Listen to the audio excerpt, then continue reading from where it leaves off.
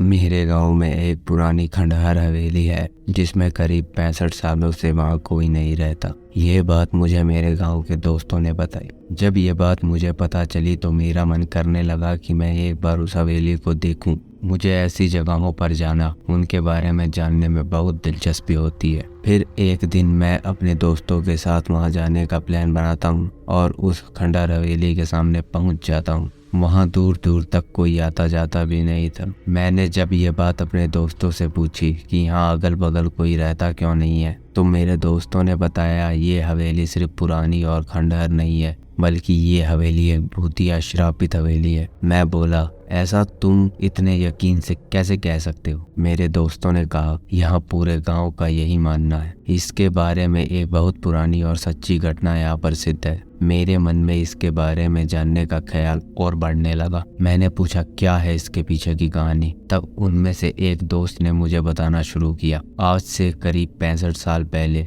इस हवेली के मालिक बहुत बड़े जमींदार हुआ करते थे। उनकी एक पत्नी भी थी जो बहुत सुंदर थी। उनका नाम सुलेखा था। उस समय ही डाकुओं के भी खौफ से लोग डरते थे। डाकुओं की टुकड़ी जिस गांव में भी घुसती थी उस गांव को पूरी तरह बर्बाद कर देती थी। एक बार डाकुओं के सरदार को जमींदार के धन और संपत्ति पर नजर पड़ी, जिसके बाद उसने जमींदार के घर डकैती डालने की सोची। इस पर सभी डाकुओं ने हाँ कर दिया। फिर एक दिन वो भी आ गया जो जमींदार ने कभी सोचा भी नहीं होगा। डाकुओं ने एक दिन जमींदार की हवेली पर रात में डकैती मार दी। जमींदार ने भी अपनी सुरक्षा के लिए पहले से ही कुछ सिपाही और नौकर खड़े हुए थे जो डाकुओं के हवेली पर आने पर उनसे लड़ पड़े। क्योंकि जमींदार के सिपाही और नौकर बहुत कम और साधारण हथियार के साथ थे, वहीं डाकुओं की संख्या बहुत ज्यादा थी और अच्छे हथियार के साथ लैस थे, जिसकी वजह से जमींदार के सिपाहियों और नौकरों को कुछ ही देर में मार डाला। ये सब जमींदार देखने के बाद सोचा, इससे पहले कि डाकू हवेली का दरवाजा तोड़कर अंदर घुस जाए,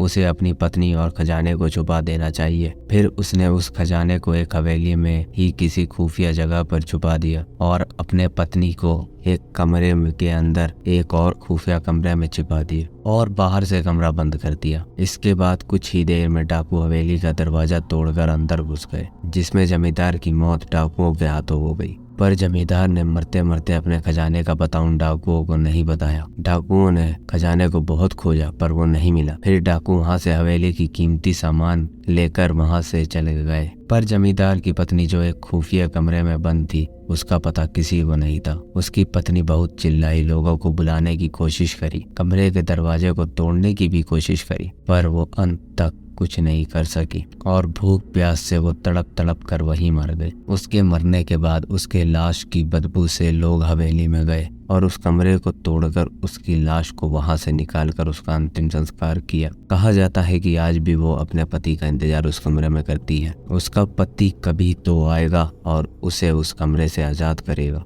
और आज भी उसे उसके हवेली में घुसपैठिए या उसके बिना इजाजत के अंदर आने वालों को सजा देती है। मैंने अपने दोस्तों से ये कहानी सुनकर उन पर विश्वास नहीं किया। मैंने पूछा, क्या यार तुम लोग भी ना कब की बात आज लेकर बैठे हो? उसका कोई सबूत है तुम लोगों के पास? तो उन लोगों ने बोला, कुछ लोगों ने इस हवेली में जाने की और वहां रुकने की गलती की थी जो आज तक इस सदमे को भूल नहीं पाए हैं। मैंने पूछा, ऐसा क्या हुआ था उन लोगों के साथ इस हवेली में? तब दोस्तों ने मुझे बताया, एक बार एक अपराधी जेल से भाग जाता है और इस हवेली में आकर छुप जाता है। उसके बाद कोई कुछ नहीं जानता कि उस हवेली में उसके साथ क्या हुआ था। बस दूसरे दिन उस अपराधी की लाश उस हवेली में मिली। मैंने बोला, ये हादसा भी तो हो सकता है। तो उन लोगों ने कहा, एक बार एक चरवाहा उस हवेली में एक रात रुकने के लिए रुक जाता है, जो सुबह जिंदा उस हवेली से तो बाहर आ जाता है पर अपना मानसिक संतुलन खो देता है। तब से वो आज तक पागल है। ये सब बातें सुनकर मेरी हिम्मत नहीं हुई उस हवेली के अंदर जाने की, इसीलिए हम लोग वहां से घर चले गए और दोबारा फिर कभी उस हवेली को देखने नहीं गए। आप लोगों को अगर ये कहानी अच्छी लगी हो